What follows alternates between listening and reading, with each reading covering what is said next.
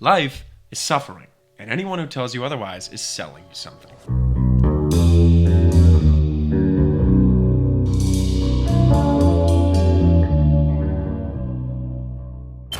I sound a bit like a Buddhist, right? But that's Arthur Schopenhauer.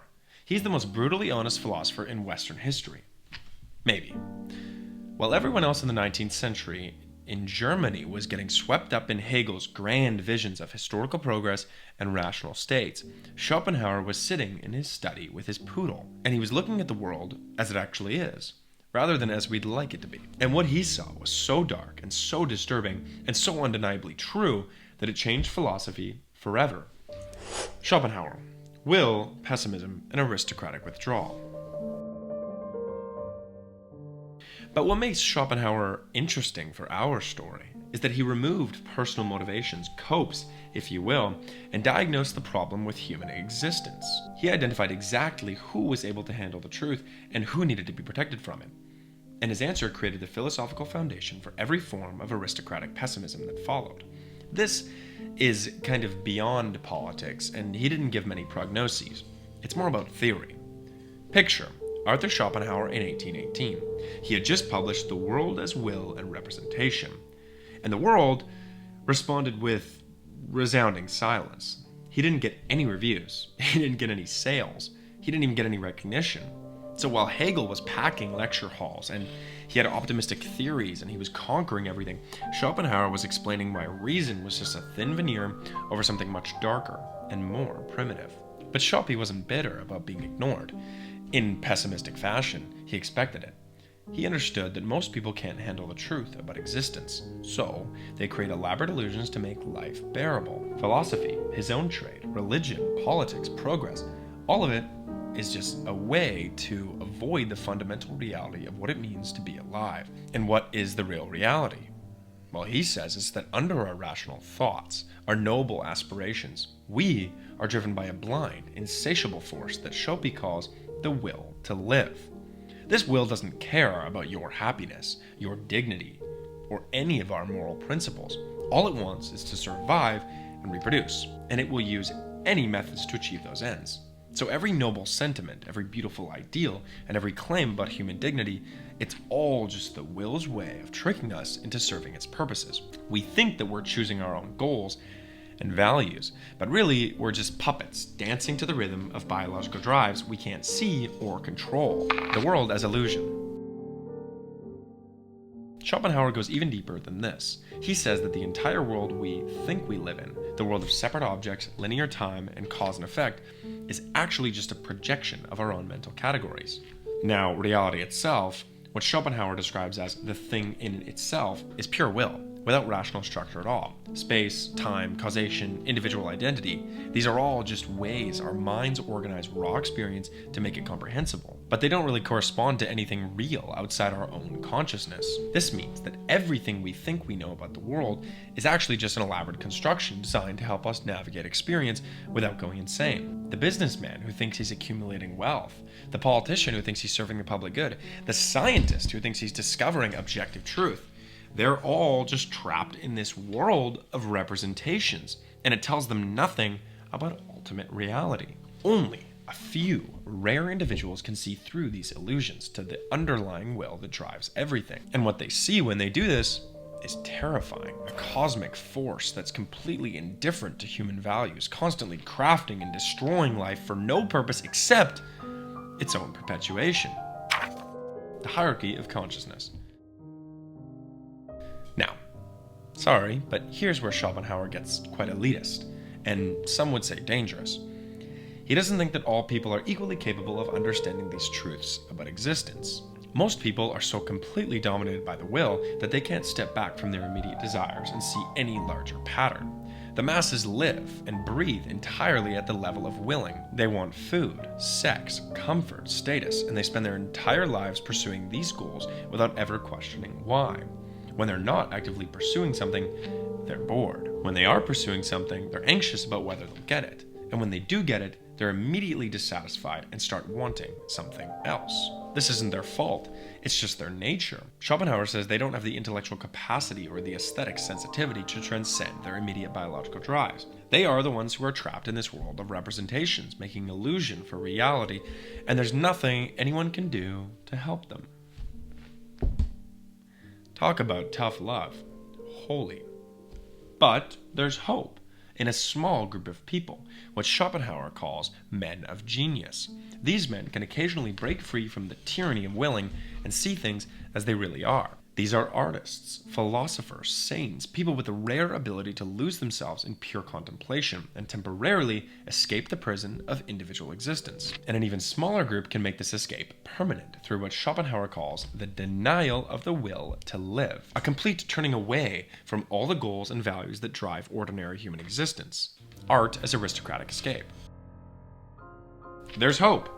Schopenhauer describes this savage hierarchy fully and then provides a sort of method for the elite to transcend their circumstances, and that method is called aesthetic contemplation. When you look at a great work of art, a painting, a piece of music, a poem, something magical can happen. For a brief moment, you stop being an individual will, struggling against other wills, and become a pure subject of knowing. You lose yourself completely in the object of contemplation, and maybe experience a kind of peace that's impossible in ordinary life. Beyond this feeling being pleasant or an opportunity for cultural enrichment, Ole Arthur says that this is literally the only escape from suffering that human beings have access to. For as long as the aesthetic experience lasts, you are free from desire, anxiety, boredom, and all the other torments that make life unbearable. But of course, there's always a catch. Not everyone can have these experiences. Are you starting to see a pattern with these guys? This aesthetic contemplation requires a level of intellectual sophistication and emotional sensitivity, even spiritual development, that most people simply don't possess. The masses can look at the same painting or listen to the same music, but they won't transcend their individual will. They just see these things as decoration or entertainment. So art becomes a kind of secret knowledge available only to those refined enough to understand it. Again, it's not at all democratic or egalitarian. It's aristocratic in the deepest sense. This idea creates a natural hierarchy between those who can transcend their circumstances through this beauty and those who remain trapped in the world of willing. The impossibility of politics. This is why Schopenhauer is contemptuous of all political movements and social reforms. People think they can reduce suffering by changing external conditions, like better laws, more equality, or technological process, stupid things like economic development. But this completely misses the point. Suffering doesn't come from external circumstances. It comes from the very structure of consciousness itself. As long as you have individual will, as long as you want things, as long as you exist as a separate self, you're going to suffer. And no amount of political reform can change this fundamental fact. Democracy is particularly ridiculous from this perspective. You're asking people who can't even understand their own nature to make collective decisions about complex social issues. That would be like asking blind people to vote on color schemes. They literally don't have the equipment necessary to make informed judgments. The masses will always vote for whatever or whoever will satisfy their immediate desires. They can't see any large patterns. They can't think long term. And they definitely can't transcend their own narrow self-interest. You give them political power and they'll just use it to grab resources and persecute their enemies. Even so-called well-intentioned reformers who want to help the masses miss this point. You can't save people from suffering by giving them what they think they want. You can only reduce suffering by helping them understand that wanting itself is the problem. Schopenhauer takes this analysis even further when he looks at the relationship between men and women. To female watchers, you might want to skip this next 2 minutes. Just kidding. There's no female watchers. So, in Schopenhauer's view, women are even more completely dominated by the will than men are, because their entire existence is organized around the biological function of reproduction. Men, especially intellectual men, can sometimes transcend their animal nature through philosophy, art, or mystical experience, but women remain trapped in the world of willing because that's their essential function in the cosmic scheme. They are the will's most active instruments for perpetuating life, and therefore perpetuating suffering. So, I know what you're thinking, but this doesn't confirm women are evil or inferior as human beings, because again, they're just playing their assigned role in the larger drama. But it does mean that they can't be expected to understand philosophical truths or make rational judgments about abstract issues. So, not my words. Schopenhauer's uncouth red pill on women says that any political system that gives women equal say in governance is doomed to become even more and more irrational and driven by immediate biological impulses. So, sorry, but he couldn't be bothered by menial conceptions like fairness or justice. He says that understanding the different roles that different types of people play in the cosmic order is ultimately important. The saint is the ultimate aristocrat. So, Schopenhauer didn't stop with aesthetic contemplation. What he envisions is an even higher form of transcendence, the complete denial of the will to live that he sees in certain saints and mystics. These rare individuals have seen so clearly through the illusions of individual existence that they lose all attachment to personal goals, desires, and even self-preservation. They become completely compassionate because they understand that all suffering is ultimately the same suffering, that suffering comes from being trapped in individual will, but this isn't something that can be taught or democratized. It really requires a kind of natural grace that only appears in a few exceptional individuals across history.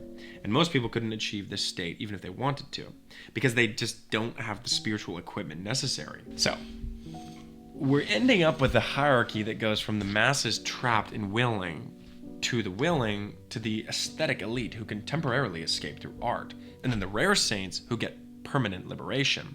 And each level is incomprehensible to the levels below it. The modern relevance. So why does this matter today? Because Schopenhauer identified something about human nature that all our technological progress and social engineering can't change. That consciousness itself is structured in ways that make suffering inevitable for most people. For you, for me.